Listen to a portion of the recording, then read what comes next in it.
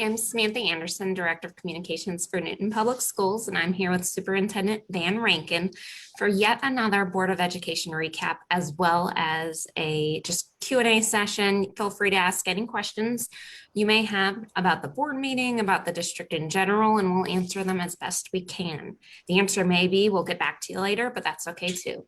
I am streaming this on a couple of different pages for the district, so if you see me looking around, I'm just making sure we're not missing any questions in the comment section of the other pages too. So first things first, we'll go over just a couple of highlights for the board meeting. You guys spent some time on the security grant and what all that might add to the district. Can you explain what that is and how we're paying for it? Yeah, this past November, I believe it was, we received word that we are the recipient of a security grant that Mr. Morford, the former business director, and then Dr. Ham had worked on. So we were real excited about that. If you remember in the fall, Senator Moran actually called to tell us about that. So it's a 75-25 grant in terms of we've got to come up with 25% of the funds.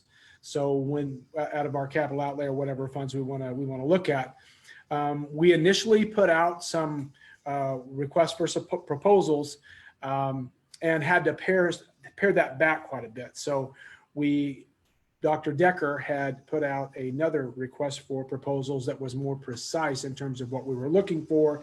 And we have 3 different phases of operation, essentially, when we're looking at these requests. This first phase, which was approved last night for about $283,000, essentially accounts for the secure entry in all of the facilities.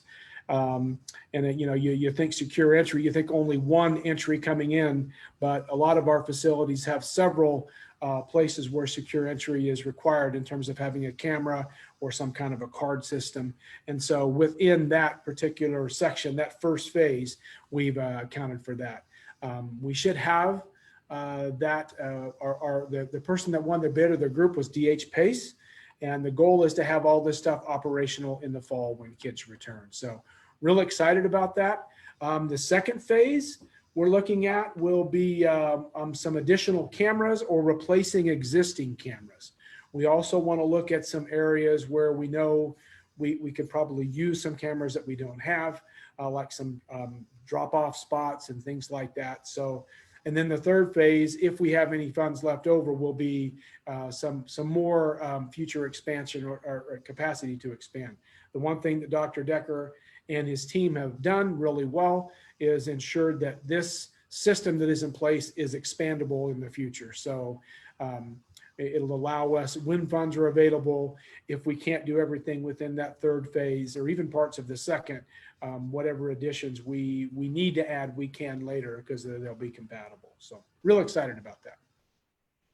I thought it was interesting on board docs, you can actually see like the point system, how we went to choose that group DH Pace, and just, I mean, I think they scored high in almost all of the categories. They were the top or tied for the top, I think in all but one. So I thought that was pretty interesting. So if you're curious, you can check that out in board docs. Now this is kind of going back a little bit over a week, but you all kind of recaps our special community meeting we had last Monday and kind of went over just kind of what to expect in the future and things like that. So can you just go over, why are we having these meetings and are we going to have more of them? We are going to have more of these community meetings. So if you get an invitation, please take advantage and participate.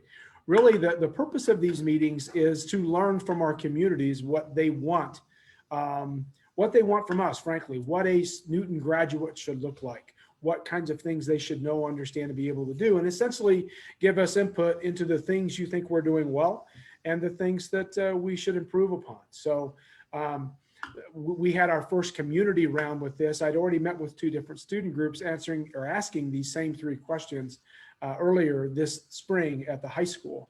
And it's my goal with this is to look at what our current district strategic plan is in terms of our goals, the goal areas, and then strategies associated with those, and then have our board go through a process of either refining those or even eliminating those and starting over. But for sure, the goal areas that we have are fine. There's nothing wrong with them. They're appropriate.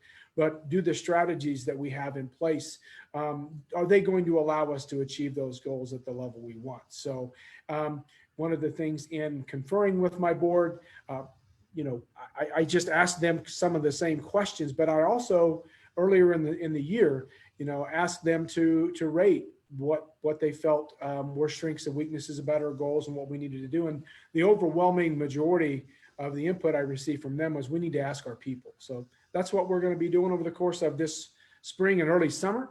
And then we hope to have a more defined strategic plan that will serve as purpose for our district into the foreseeable future. So we're just excited. That's a fun process. It's fun for me to get to know people, meet people in the community. We want as many diverse perspectives as we can get. So if you get that opportunity, take advantage of it, folks. And just a reminder, just to leave any questions you may have in the comments section. If you don't have any questions, that's fine too. You can always email us at info@usd373.org. We had the first hearing, I think is the right word, for the Senate Bill 40. You did.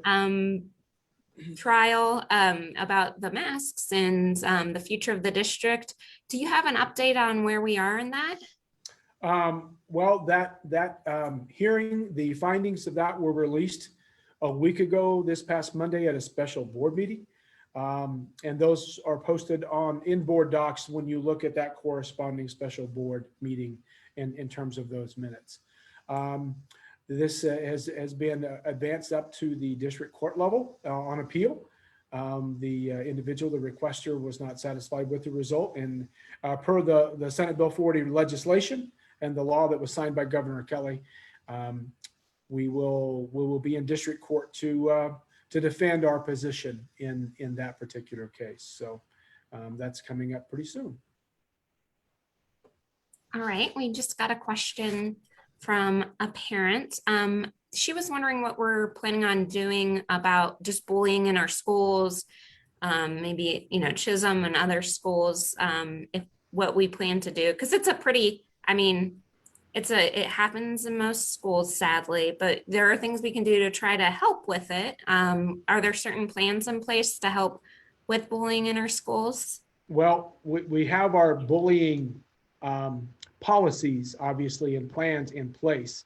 It's a matter of kind of changing the culture, within our schools. And those are things actually through this strategic planning process, involving community, involving even students in our plans. And I know that doesn't answer that question, but we need to look to really change the culture of what is the current makeup of our schools about this, because it's not acceptable on any level. And so, if you're having issues, you reach out to your building principal. Obviously, our goal is to always try to solve the problem at the lowest level. So if it's an issue in a classroom, reach out to that classroom teacher, just like any other problem you might encounter. Bullying is just it's been around forever, obviously.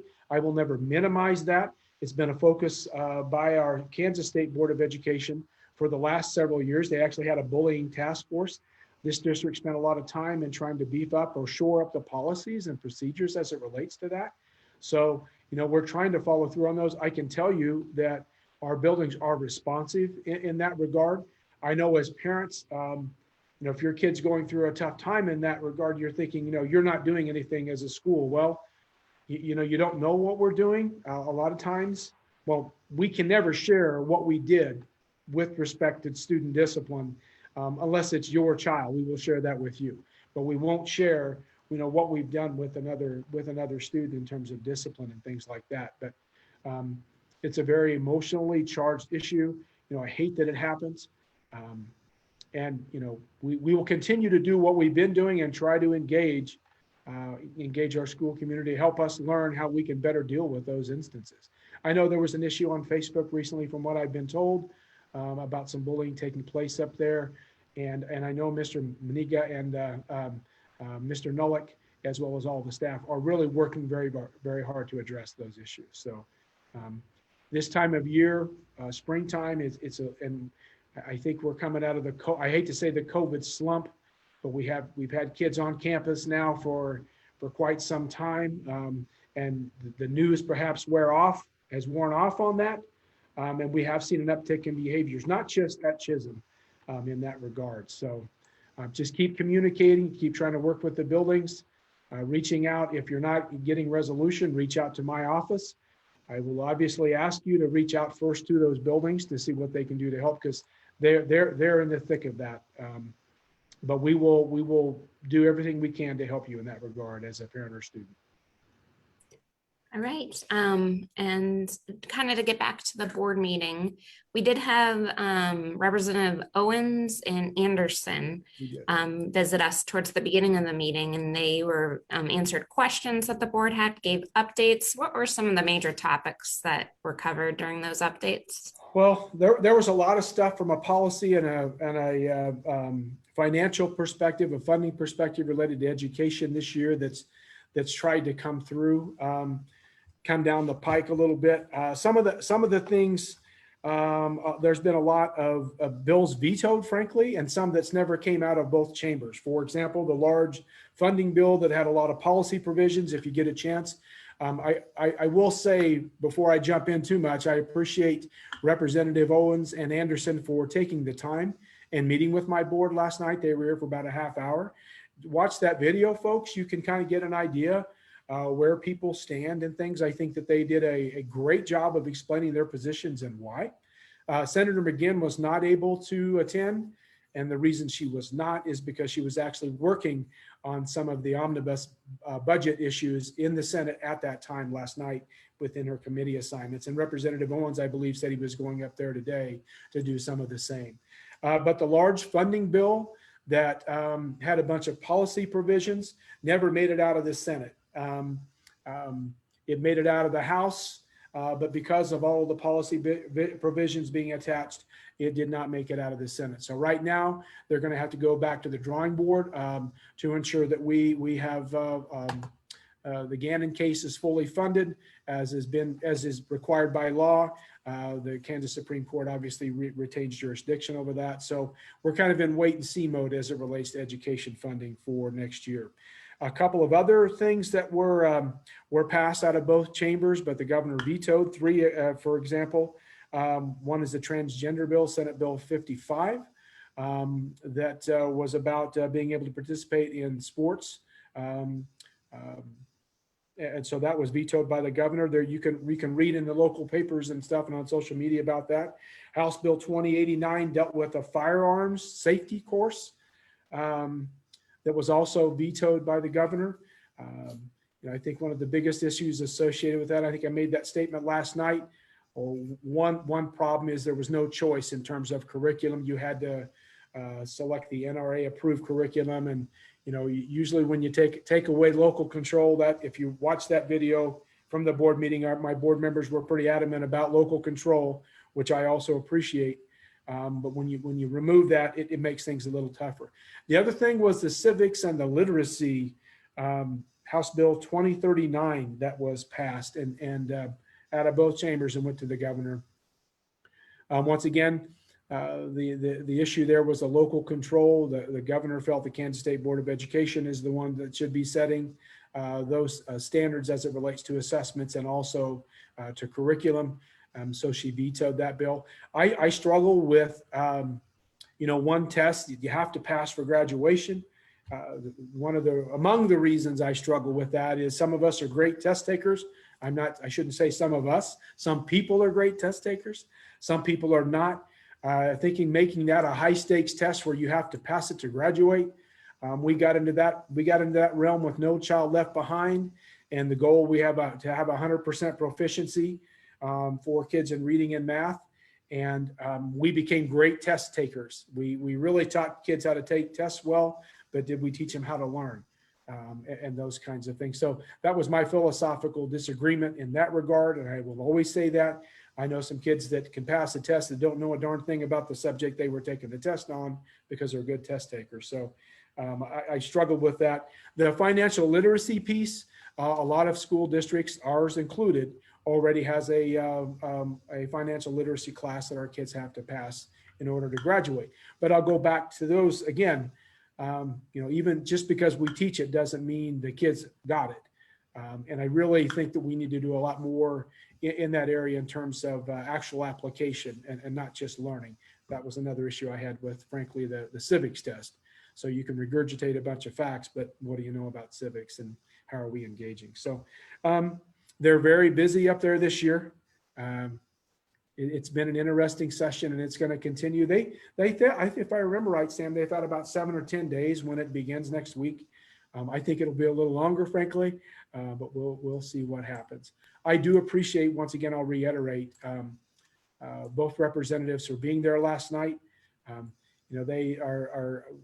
Their interactions were very positive. Even though we disagree on issues, it was a very cordial discussion, and I want them back. So it was really a lot of fun for me. All right. We've gotten to the end of the questions. Is there anything you'd like to add? We're coming up towards the end of the school year. We got about 18 or 20 days left, something like that. The fun thing about being a superintendent is you don't count the number of days like you might have if you're a student in a classroom, or maybe even a teacher. I hope they're not counting days. But we got prom this weekend. Man, that's an exciting time. I believe May 1st is prom. Is that right, Sam? I believe it is this Saturday. Prom coming up. There's an awards ceremony tomorrow night. There's so many things that are going on, all kinds of activities in terms of spring sports. Just keep supporting your kids and supporting the school. And we appreciate everything that people have done this year to try to make it the best year possible during the course of a pandemic. So keep an eye out on what's going on. I know this weekend, I believe there's also a car show in the community and some other things taking place, Chisholm Trail bike rides. So get out and support what's going on in the community, and thanks for everything. And one cool thing actually about prom, as well as making sure I pulled it up, was I know a lot of community members kind of chipped in to make sure it could happen safely. So they'll have it outside. So B&B Lumber and Sand Creek Summer Days donated a bunch of tents, as well as like outdoor yard games, which are always fun. I know a couple food trucks helped out. I think Chili Goat, Taco Mike's. I have it pulled up. I'm cheating. DJ Pronto Pups, and then even the culinary class and the high school made food. So that's great. The Rotary Club, and then photographer Cassandra Schmidt. So I just thought we might as well just give them a little bit of shout out for everything they've done. And there's plenty of parent volunteers too. So that's pretty great. Well, prom is a special night. Prom is a special night. I mean, even as a high school principal, even as a superintendent, we used to go to proms and just love them. They were so much fun. So all right, well, I think that's all the questions we have. I did one last check, so if you have any questions, again, feel free to email info@usd373.org, and have a great rest of your week. Thank you so much, Mr. Van Rankin, for being here. Thank you, Sam.